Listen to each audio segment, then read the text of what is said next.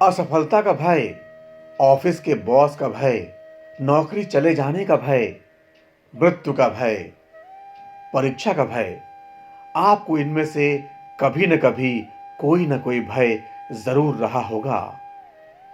इस धरती पर आए न कोई देव ऐसे हैं और न दानव जिन्हें मुसीबतों ने ना घेरा हो। फिर मानव की बिसात ही क्या। मानव पर जब भी मुसीबतें आती हैं तो वो डरने लगता है। अब क्या होगा, इसका परिणाम क्या होगा। यही डर है जो हमें अपनी पूर्ण क्षमता से उसका हल नहीं खोजने देता। दरअसल जिसे हम जानते नहीं वही हमें रहस्यपूर्ण लगता है। वस्तुतः उसी से हमें डर लगता है, और जैसे ही हम उसे जान लेते हैं वो कोई रहस्य नहीं रह जाता। जाना पहचाना सा लगता है। डर निकल जाता है, अर्थात न जानने तक ही डर लगता है। इसीलिए जानने से पहले डरने का कोई औचित्य ही नहीं। जिसे अभी जाना ही नहीं, जिसे देखा परखा ही नहीं, उसे डर किस बात का। तो डर छोड़िए, जो करना हो, जिसे जानना हो, तत्काल आरंभ करिए। हम आज की नहीं, सदैव अनिश्चित कल की चिंता करते रहते हैं। भविष्य के प्रति असुरक्षित अनुभव करते हैं।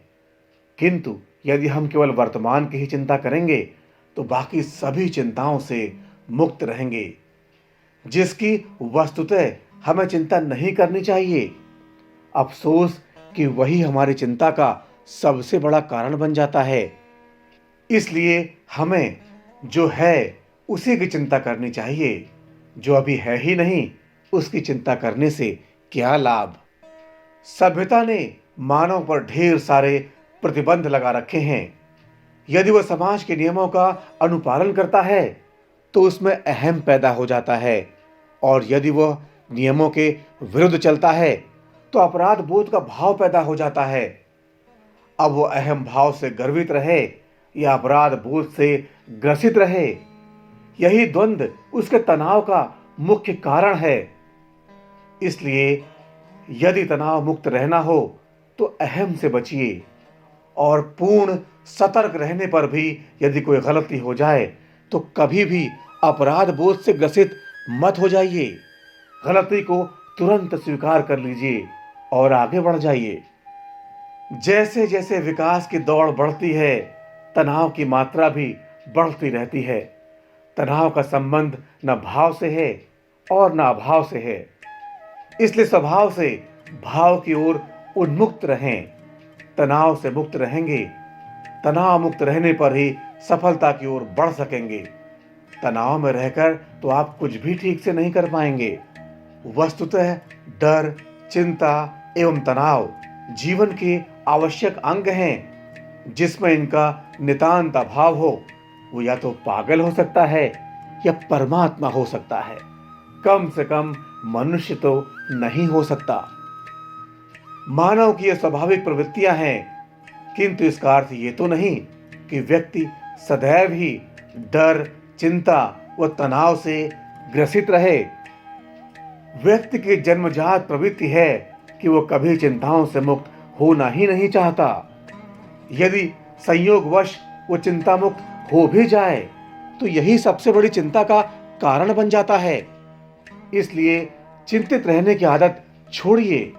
जिसकी भविष्य में होने की आशंका ही न हो उसके लिए अभी से चिंता करने का कोई औचित्य नहीं।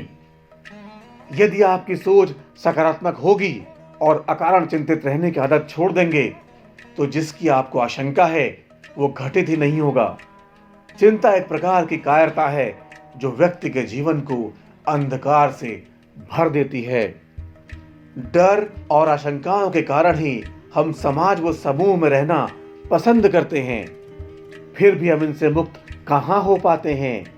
जो हो गया उसकी चिंता और जो होने वाला है उसकी आशंकाओं से सदैव घिरे रहते हैं। जबकि सच्चाई यह है कि जो हो चुका है उसे अब बदला नहीं जा सकता, और जो होने वाला है उसे हुआ नहीं माना जा सकता। अर्थात केवल वर्तमान को पकड़कर ही आगे बढ़ा जा सकता है। तो धर्म यात्रा के इस खास एपिसोड में आज इतना ही। अगर अभी तक आपने हमारा चैनल सब्सक्राइब नहीं किया है तो ज़रूर कर दें। धन्यवाद।